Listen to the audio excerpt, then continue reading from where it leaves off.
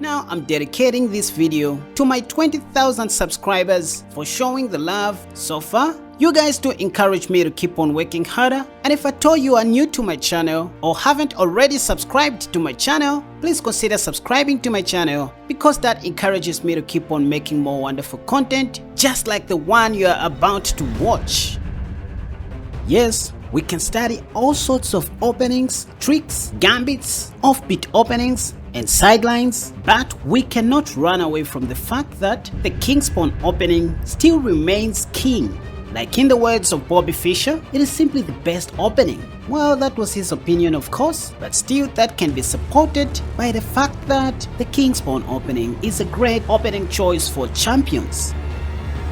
So after pawn to e4, in this introductory video, I'll show you how to continue if black plays pawn to e5 and also how to play against the Sicilian defense, the Karakan defense, and the French defense. I call these the big four. In fact, if you check the master's database, pawn to c5, the Sicilian defense is by far the top played move after e4. Then pawn to e5 is the second most played move, and that's according to the master's database. In the Lichess database, it's the other way around, and pawn to e6 is the third most played move, then followed by pawn to c6, which is the Caro-Kann defense. So these are the most common responses that you will see from your opponents, and so you need to have a very solid and complete repertoire against each of these responses by black. And that's what this introductory video is all about. So I'll try to be very brief and go through the moves very fast. Don't worry, you can always slow down the video if I go very fast. I mean, YouTube has that feature. So here we begin with pawn to e4, and then black responds with pawn to e5. This is called the king's pawn opening. What is my recommendation against the king's pawn opening? Well, here just continue with knight to f3, and after knight c6, hey, there's no one to impress. Go for the Italian game. So just play bishop c4, and this is what I recommend you should be playing. So I'm not gonna waste much of your time because I have made some videos on this opening. The links are in the card above. Feel free to check them out. But to cut the story short, after bishop c4, the top played move by far is bishop c5 by black. Yep, you'll see some of your opponents responding with knight to f6. We're going to look at that also. By the way, bishop c4 is the Italian game. And so after bishop c5 by black, this is now called the gioco piano or the gioco piano, meaning the silent game. Now from here, pawn to c3 is what most masters are playing nowadays. In point of fact, if you're an advanced player, I recommend pawn to c3 right away. And it's good to mention that d4 is not the idea here. We just want to let black play knight f6, attacking our e4 pawn, and then we play pawn to d3, which is known as the gioco pianissimo, a very silent game. Now hold on, don't skip this video because I'm gonna show you something more interesting than this, especially for beginners and intermediate level players. But at the top level, these are the main ideas. Let me explain. From here, pawn to d6 is by far the most sensible and top played move by black. After that, it may even take more than 10 moves to see some trades happening. That's why it is called a very silent game. Anyways, the main goal here is just to put our pieces on the most active squares, e.g. after castling short, we visualize our queen's knight to sit on f5 someday. How we do that depends on black's responses.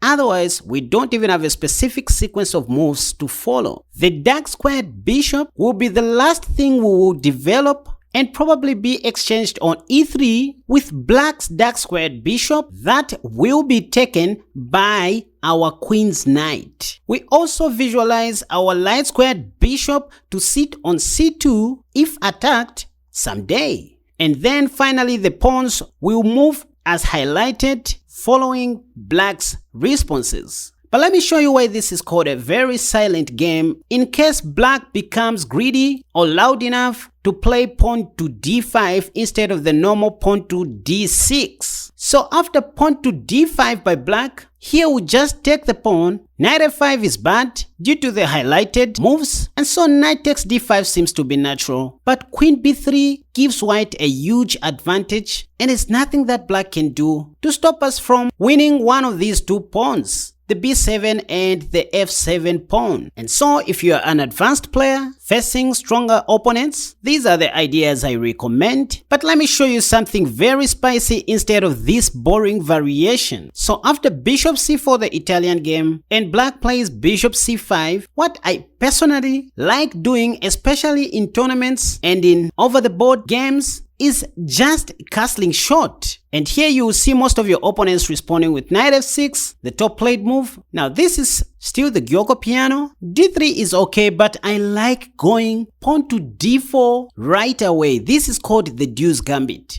I play this all the time in classical games during tournaments, and to be honest with you, I don't remember the last time I lost a game with the deuce gambit. Most beginners and intermediate level players play under the environment of doubt and fear, and they tend to become more nervous under crucial moments like this. Not to mention that in this position, it is difficult for a beginner to play the correct move, which is bishop takes on d4, because they were taught to always keep the bishop pair in the game. And that's another reason why I like playing this line even against advanced players, because it forces them to give up their bishop pair advantage very early in the opening stage. Believe you me, anything else apart from bishop takes on d4 by black will be a sorry move. E.g., e takes d4 is by far the top played move even according to the Lichess database, which is not good because of the trap that I showed you in the video that has popped up in the card above. E.g., if they play knight g4, the standard approach is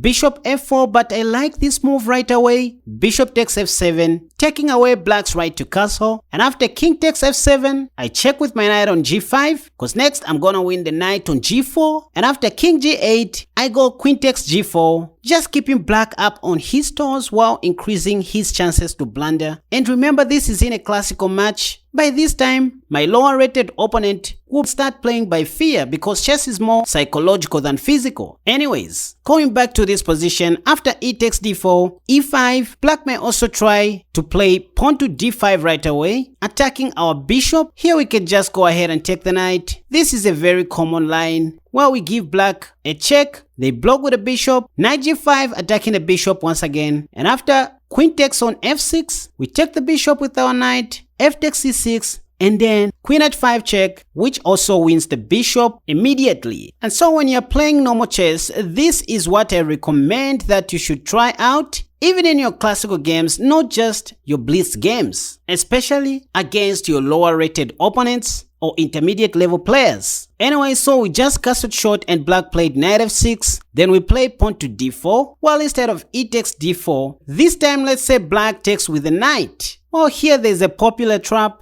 that begins with knight takes e5, intending to take on f7, and after castle short by black, we play bishop e3. Note that black's knight is attacked twice by our pieces, and so black saves that, but we still take the knight, because after bishop takes on e3, we first of all play an in-between move, bishop takes on f7 with check, and to my surprise, rook takes on f7 is by far the most played move according to the Lichess database, after which we first of all take the rook attacking the queen. So king takes f7 is forced, and then we take the bishop on e3. I mean, can you lose this game? Now before I continue, thank you once again guys for subscribing to my channel. We have now reached 20,000 subscribers. This is all possible because of your support. And for those of you who are new to my channel, please consider subscribing to my channel so that we can grow this lovely community together. Leave your comments in the comment section down below. Hit the like button. Don't just watch. By hitting the like button, you're simply saying thank you, Kaspa, and that encourages me to keep on making more wonderful content just for you guys. Not to mention that I now have a Patreon page where I post other exclusive content, my secret weapons, some well annotated master PGNs like the one that I'm using in this video, and other fun stuff that will keep you entertained outside the chess world. So be sure to follow me on Patreon. The link is in the description down below. And before I forget, the link for my website is in the description down below, where you can purchase all my courses at very affordable prices. So be sure to visit my website. Okay, let's get back into the video. Okay, so again, pawn to e4, expecting black to play pawn to e5 so that we can play the Gioco pianissimo or the deuce gambit, but black plays the annoying pawn to c5.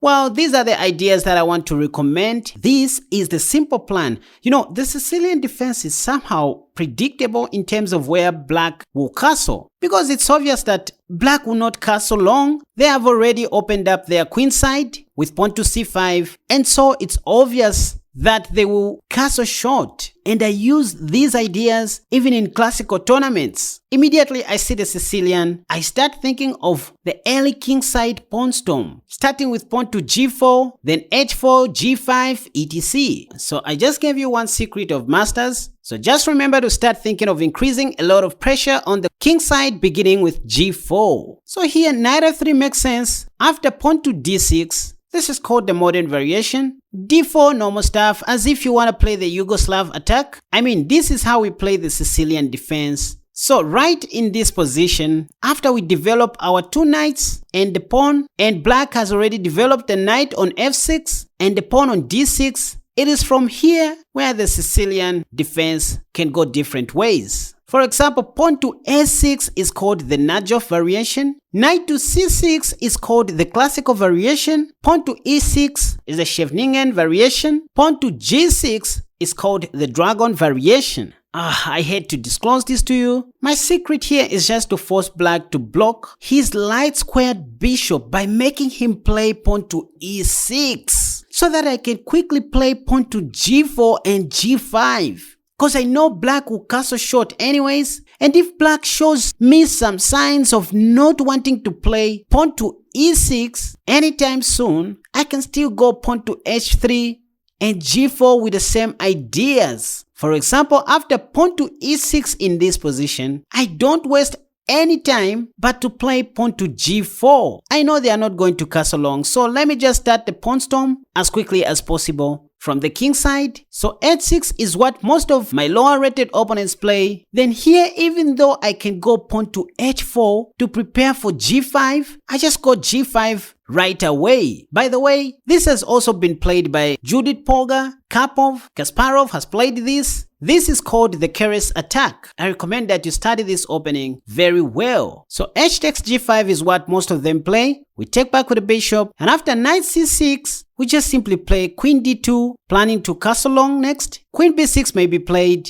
posing a double threat on the knight and the pawn on b2. And so here I just recommend you go knight b3, and after knight e5, by the way, this is all theory, there's nothing new here, and this is what I recommend that you guys be playing. Black wants to give a check on f3 and also winning your queen, so just play bishop e2, stopping this idea. And after bishop e7 by black, preparing to castle short, here he just castle long. I mean, where is black even going to castle? You have already destroyed the king side. I mean, if they castle short, we have the open g-file for our queen's rook, and this h-pawn will match up to the h6 square. Things will turn sour. We are going to be celebrating. And if black thinks he can take our free pawn on f2, well, it's game over after bishop b5 check with a discovery on the black queen. So this is what I recommend you should be playing against the Sicilian defense, especially in classical matches. Even in your blitz games, I mean, it's not much of a stretch. Let's look at how to respond against the French defense. Alright, so we just started with pawn to e4, expecting black to play e5, and then they play pawn to e6, which is the French defense. So let me tell you something with the French. Black knows exactly what he is doing. People who play openings like the French defense and the Caro-Kann defense, they know their theories very well. They've studied some course somewhere, they know a number of lines, they know what to do against the exchange variation. They have some special prep against pawn to e5, and that's why after e6, d4, d5, instead of going pawn to e5, I just recommend that you go with the percent variation, which is knight c3. Knight d2 is also playable. That is the Tarrasch variation, and it's also worth researching on. But what I recommend here is simply knight c3. I like this move. It's just simple, and it makes most of your French opponents to run out of ideas very quickly. I mean, the first three moves that most French players study are e6, d5, c5. Now, after seeing knight c3, the options have now increased, and so they're out of their preparation. Should they play knight f6, bishop b4, or c5?